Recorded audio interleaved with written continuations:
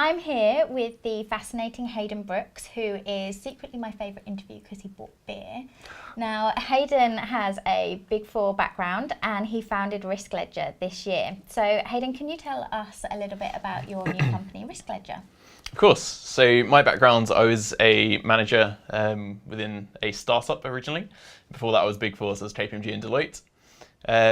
My primary area of expertise has been supply chain assurance. So it's basically helping large companies secure their supply chain. Now, traditionally, that's been quite a manual process that companies have to go through. So Risk Ledger basically automates that process and moves it onto a centralized platform. So we help our clients basically measure and mitigate cyber risk in their supply chain. And I just feel like you've really hit this at the right time. Thank you. Yeah, I mean, it's like, so a lot of the hacks you hear about nowadays in the news aren't actually the target company being breached. It's typically data being lost through a supplier. And so the need in the industry is really there, and the people we chat to, so the CISOs and the heads of security, really do kind of resonate with the pitch that we give. So, yeah. And if you could fast forward 3, 5, 10 years, what do you hope to achieve with Risk Ledger? So this is a bit of a selfish aim, but having run assurance programs manually for the past few years, my ultimate aim is to never let anybody have to go through that again. So I love that. Yeah, I mean, once you've kind of sat there and you've spent 12 hours a day in front of a spreadsheet answering security questions and reviewing security questions being sent back by suppliers, it's really quite a painful process. And so in 5 years, it'd be great to have kind of all of the suppliers in the world and a whole host of clients using our platform to manage assurance, almost as a service. And it just kind of removes the need for analysts to be sat there going through endless spreadsheets. It feels like this benefits both people. It feels like the suppliers benefit from having to do this less, and the clients benefit from getting quicker and cheaper access to data. Yeah, so it's quite a nice pitch. And I suppose it's different to a lot of pitches that you hear in that there's almost two sides to it. So typically we help clients basically expand their assurance program over their whole supply chain, and we save them quite a lot of money and a lot of time in the process of doing so. And then on the other side with suppliers you find nowadays are quite flooded with kind of these requests to fill in security questionnaires and to respond to assurance programs, and we basically help them respond to less questionnaires by centralizing it all. And so yeah, it's quite an interesting business model in that we are pitching to almost two different markets with slightly different value propositions to each, but but both are equally strong. You said in your talk, CISOs want you to help them either save time, money, or reduce their risk. Do you feel like you're hitting all three? Yes, I do, funnily enough. So I was on a startup accelerator, and there was a gentleman from a company who was sponsoring it, who were basically, they were talking about the different things you can hit when you're pitching to a potential client. And he said that very rarely can a company hit all three. And that was quite a nice feeling, because it validates the product that you have and the kind of the value that you can actually bring to clients. So yeah, so far it's going really well. It's a product that our potential clients and clients really respond to. So yeah. Brilliant. Well done. Thank you. Now, you had a slightly different journey into security. So can you tell us how you got into cyber? I can. Like most of the best cyber people, I suppose, I fell into it by accident. So I actually studied biomedical science and specialised in neuroscience and mental health. So kind of the final few months of my university career, I was looking at brain tumours and basically helping identify new targets for drugs to act on brain tumours. Okay. So then after that, it was kind of decision time. I came out of Imperial, and it was either kind of continue down the academia route or go into the city and work with what I was passionate about, which was tech. So I made a few applications into the city, got accepted by KPMG, joined their kind of tech program.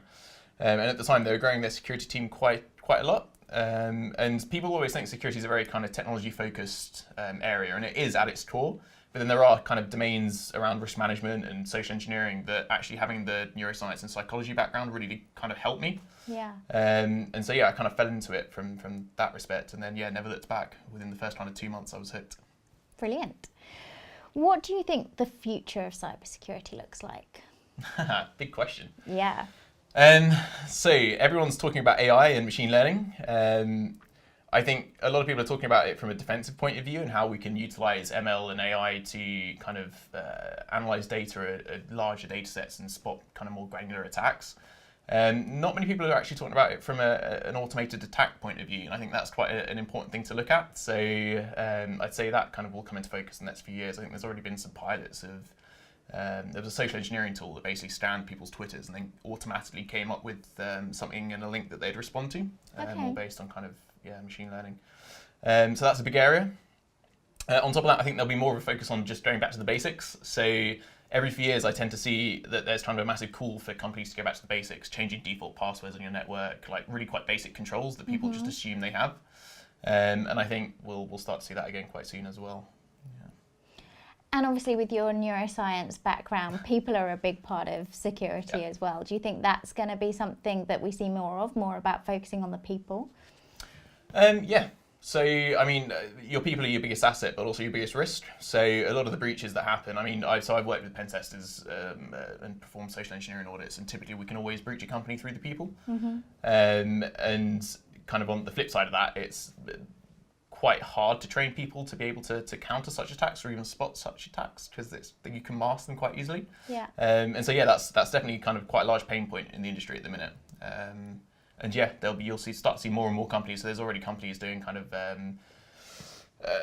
training and awareness programs based on like AI and psychology data and things like that. And you'll start to see a lot more of that, I think.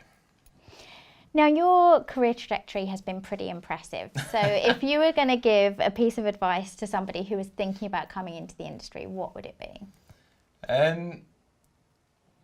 I'd say build the trust. So at the very start, when you start working, a lot of people struggle initially with kind of doing the menial tasks, and it's not because they can't do them, it's typically because they find them quite boring.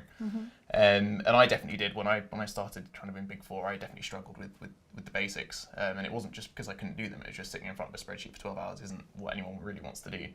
But it's quite an important thing, doing that and then earning the trust of people who are managing you and being brought onto kind of more leadership roles and things like that. So I'd say really focus on delivering quality work and really focus on developing your network of people. So if you work with someone who you really enjoyed working with, tell them, learn from them, and really try and grow your professional network.